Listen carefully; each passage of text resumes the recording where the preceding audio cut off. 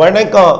செல்வகுமாரின் விவசாயிகள் பொதுமக்களுக்கு எழுந்திருக்கக்கூடிய வானிலை தொடர்பான சந்தேகங்களுக்கு விடையளிக்கும் விதமான விரிவான வானிலை ஆய்வறிக்கை 2025 ஜூலை 21 திங்கட்கிழமை அதிகாலை நிலவர ஆய்வறிக்கை.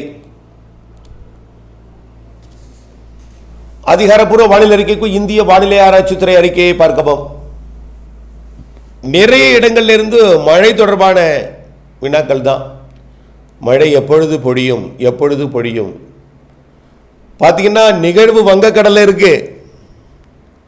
ஆனால் மேற்கு தொடர்ச்சி மலை பாலக்காட்டு கணவாயிலையும் சரியான மழை இல்லை, டெல்டாவிலையும் மழை சரியா இல்லை, வட உள் மாவட்டங்களில் ஆங்காங்கே பெய்தாலும் பரவலாக இல்லை. கடந்த 2 நாட்களாக அந்த மழையும் சற்று தீவிரம் குறைந்திருக்கு. தென் மாவட்டங்கள் எதிர்பார்த்த மழையும் இன்னும் பெய்யலை, ஆனால் பெய்யும், எல்லா இடங்களுக்கும் பெய்யும்.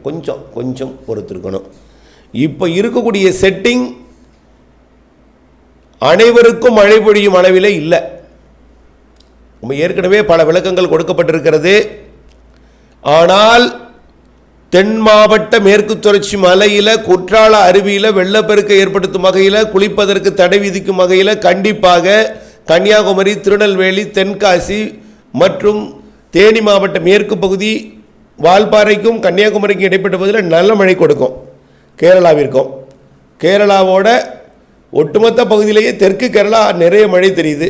வால்பாறை, நீலகிரி இடைப்பட்ட பகுதியிலையும் மழை இருக்குது. வால்பாறை, நீலகிரியும் இருக்குது, கணவாய் பகுதிகளிலையும் இருக்குது. இதில் நம்பர் 1 இடத்தை மழை பொழிவு கொடுக்கும் இடம் குற்றாலம், செங்கோட்டை கணவாய், ஆரியங்காவு கணவாய். அந்த சாரல் கண்டிப்பாக தூத்துக்குடியோட மேற்கு பகுதி வரைக்கும் கூட, உள்ளே கடலோரம் வரைக்கும் கூட சாரல் எட்டும். ராதாபுரத்துக்கு கண்டிப்பாக எட்டும். திருநெல்வேலி, தென்காசி மாவட்டத்தோட உள்பகுதி வரைக்கும் கூட சாரல் எட்டும். இப்படி தான் தெரியுது வரக்கூடிய நாட்களில். அது 26ஆம் தேதி வரைக்கும் இப்படிப்பட்ட வானிலை இருக்குது. சரி, அடுத்தது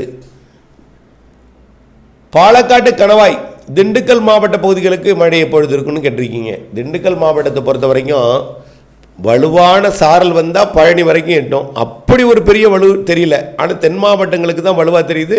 காற்றோட போக்க பார்த்தாலே உங்களுக்கு புரியும். மழையில் மழை இருக்கும், நல்ல மழையில். கொடைக்கானல் மழையில் மழை இருக்கும், வால்பாறையில் நல்ல மழை இருக்கும். ஒட்டுமொத்த மேற்கு தொடர்ச்சி அணைகள் நீர்பிடிப்பு பகுதிகளில் கனமழை இருக்கும். தென் மாவட்ட அணைகளை நிரப்பும். கண்டிப்பாக மேட்டூருக்கு நீர்வரத்தை கூட்டும். காவிரியில் நீர்பிடிப்பு பகுதிகளில் நல்ல மழை பொழிவை கொடுக்கும். மேட்டுவரத்துக்கு நீர்வரத்தை கூட்டும். சரி, காற்று சுழற்சி ஆந்திர பிரதேசத்தில் இருக்குது. இதனால் பெரிதாக தமிழ்நாட்டில் இருகாற்று இணைவு நடைபெறல. மேற்கு காற்று மட்டும்தான் வந்துட்டு இருக்கு. இப்போது மைசூரு, பெங்களூர் வழியாக திருப்பத்தூர், வேலூர் மற்றும் அதாவது கிருஷ்ணகிரி, தருமபுரி, திருப்பத்தூர், வேலூர், ராணிப்பேட்டை மாவட்டம், காஞ்சிபுரம் வழியாக வரக்கூடிய காற்று மேற்கு காற்றாக இருக்குது. திருப்பதியிலிருந்தோ அல்லது குப்பம், சித்தூர் பகுதியிலிருந்து வரக்கூடிய வடமேற்கு காற்று என்பது சென்னையில் பெரிதாக நுழையல. காரணம், ஆந்திர பிரதேச பகுதியை நோக்கி நகர்ந்த காற்று சுழற்சி காரணமாக தெலுங்கானா வழியாக ஆந்திர பிரதேசத்தோட விஜயவாடா, மசூலிப்பட்டினம், கிழக்கு மேற்கு கோதாவரி மாவட்டங்கள் வழியாக தான் அந்த காற்று இறங்குது. இருகாற்று இணைவு அங்கே நடைபெறுது. அதாவது நெல்லூருக்கு வடக்க தான் நடைபெறுது. நெல்லூருக்கு தெற்கே கூடுதலாக அந்த இருகாற்று இணைவு இல்லை. இருந்தாலும் வான மேகம் சூழ்ந்து காணப்படுகிறது. காரணம், மேகமாக உருவாக்க சாதகமாக இருக்குது. ஆனால் இன்னும் கொஞ்சம் காற்று அதாவது அதிகாலை நேரத்தில் வெப்ப காற்று கிடைக்கணும், பகலில் குளிர்ந்த காற்று உள்ளே நுழையணும். ரெண்டுமே எதிர்ப்பதமாக இருக்குது. இதனால் மேகமூட்டம் மட்டும் உருவாகுது. ஒரு 2 சென்டிமீட்டர் வரைக்கும் மழைப்பொழிவையும் கொடுக்குது. பாரிஸில் கூட நேரத்துக்கு 2 சென்டிமீட்டர், இப்படி 2 சென்டிமீட்டர் மழை கொடுக்குது. அது பெரும்பாலும் திரும்ப பார்த்திங்கன்னா இந்த பாரிஸ் கார்னரை ஒட்டி தான் மழை பெய்யுது. சென்ட்ரல் பாரிஸ், அதை ஒட்டி உள்ள தண்டையார்பேட்டை, அப்படியே வடக்கே கொஞ்சம் தூரம், தெற்க கொஞ்சம், அவ்வளோதான். பெரிதாக ஒரு பரவலான பெரிய மழை இல்லை. இருந்தாலும் இதே நிலை தான் தொடரும். அதாவது வட உள் மாவட்டங்கள், வடகடலோரம் ஆங்காங்கே மலைகள் பகுதிகளில் மரங்களால் குறிப்பிட்டு மழை இருக்கும். மேற்கு தொடர்ச்சி மலையில் நல்ல மழை இருக்கும். அதுலேயும் குறிப்பாக தென் மாவட்டங்களுக்கு நல்ல மழை இருக்கும். டெல்டா உள்ளிட்ட பகுதிகளுக்கு இப்போ இந்த சீனாவிலிருந்து வரக்கூடிய அந்த நிகழ்வு, ஹாங்காங் கடந்து வரக்கூடிய நிகழ்வு செயலிழந்து வங்கக்கடலுக்கு வந்து ஏற்கனவே வங்கக்கடலில் இருக்கக்கூடிய நிகழ்வோடு இணைந்து தீவிரமடைந்து அது ஒடிசா, சத்தீஸ்கர் வழியாக, மகாராஷ்டிரா வழியாக, குஜராத் மற்றும் ராஜஸ்தான் வழியாக பாகிஸ்தான் நோக்கி நகரும் பொழுது 25ஆம் தேதியிலிருந்து டெல்டா அதாவது கிழக்கு நோக்கி வலுவாக பயணித்து கொண்டிருக்கக்கூடிய காற்று, கிழக்கு காற்றோ தெற்கு காற்றோ நுழைந்து குளிர்விக்க முடியல. ஆனால் வரக்கூடிய 25ஆம் தேதிக்கு மேலே இது உள்ளே நகரும் பொழுது தெற்கு காற்று கொஞ்சம் நுழையும். மேற்கு காற்றோட தெற்கு காற்று இணைந்து ஆங்காங்கே மழைப்பொழிவை 25ஆம் தேதிக்கு மேலே உள் மாவட்டங்கள், வட உள் மாவட்டங்கள், டெல்டா மாவட்டங்களின் உள்பகுதியெல்லாம் மழைப்பொழிவை கொடுக்கும். மாத இறுதிக்குள்ளே கடலோரமும் மழைப்பொழிவை கொடுக்கும் டெல்டாவின் கடலோரத்துக்கு. இதுதான் இப்பொழுதைக்கு உறுதியாக பரவலாக எல்லோருக்கும் மழைப்பொழிவு பெரிதாக கொடுப்பதற்கு வாய்ப்பில்லை.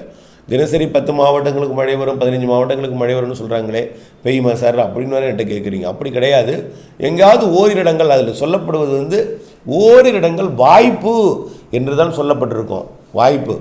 ஆகையினால் இது அறுவடைக்கோ அல்லது உலர்த்துதலுக்கோ பூச்சி விரட்டு அடித்தலுக்கோ இது மாரி இருக்கிறதுக்கு குழப்பத்தையும் நனைக்கும் மழையும் அங்கங்கே கொடுக்கும்போது பெரிதாக இல்லை. ஆனால் மழை இருக்கும். வட உள் மாவட்டங்கள், வடகடலோரம், கேரள எல்லையோரம், தெற்கு தமிழ்நாட்டோட மலைப்பகுதி கண்டிப்பாக இருக்கும் நல்ல மழைப்பொழிவு. இதுதான் மழை.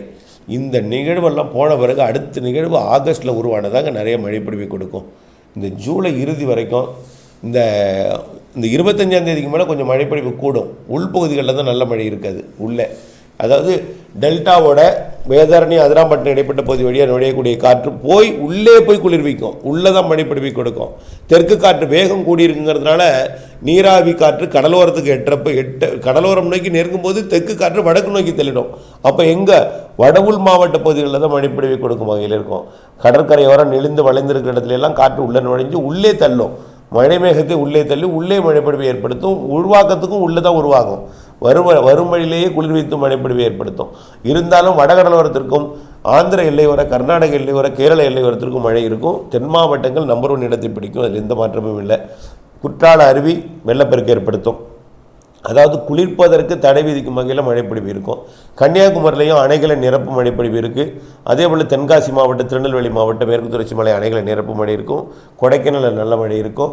மூணாறு, வால்பாறை போன்ற பகுதிகளுக்கெல்லாம் சுற்றுலா பயணிகள் செல்வது வேண்டாம் இப்பொழுதைக்கு. கண்டிப்பாக சபரிமலை, பத்தனந்திட்டா மற்றும் அப்படியே அந்த பக்கம், அதாவது மூணாறு பகுதிக்கு போகிற கொஞ்சம் எச்சரிக்கை தேவை. நிறைய மழை இருக்குது வரக்கூடிய நாட்களில். வேண்டாம், பயணத்தை ரத்து செய்து. குற்றால அருவி கூட குளிக்கலான்னு போனீங்கன்னா குளிக்க முடியாது. அங்கே போனீங்கன்னா தடை விதிக்கப்படும் வரக்கூடிய நாட்களில். 25ஆம் தேதி 26ஆம் தேதி வரைக்கும் தடை விதிப்பதற்கான வாய்ப்பு இருக்குது. அதனால் அங்கே அதே போல் கன்னியாகுமரி இப்போ விவேகானந்தர் பாறைக்கு வடக்கு போக்குவரத்துக்கும் தடை விதிக்க வாய்ப்பு இருக்குது. வலுவான காற்று பயணிக்கிறது. ஆகவே இதெல்லாம் சுற்றுலா பயணிகளுக்கு ஒரு ஏமாற்றத்தை கொடுக்கும். அதனால் வானிலை ஆய்வு கூட இணைந்திருந்து வானிலை அறிந்து திட்டமிட்ட பணி செய்து லாபம் அடையணும்.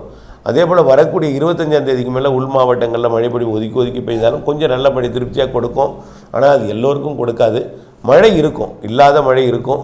இந்த குழப்பம் இல்லாமல் குழப்பம் மழையாக மாறும், அப்படி தான் சொல்லலாம். ஆகஸ்ட் முதல் வாரத்திலிருந்து படிப்படியாக மழைப்பொழிவு தீவிரமடைய 2வது 3வது வாரம் 4வது வாரம் நல்ல மழை இருக்குது. வானிலை ஆய்வு கூட இணைந்திருங்கள். வானிலை இருந்து விவசாயம் செய்திருங்கள். அப்டேட்ஸோடு இணைந்தே இருங்கள். நன்றி.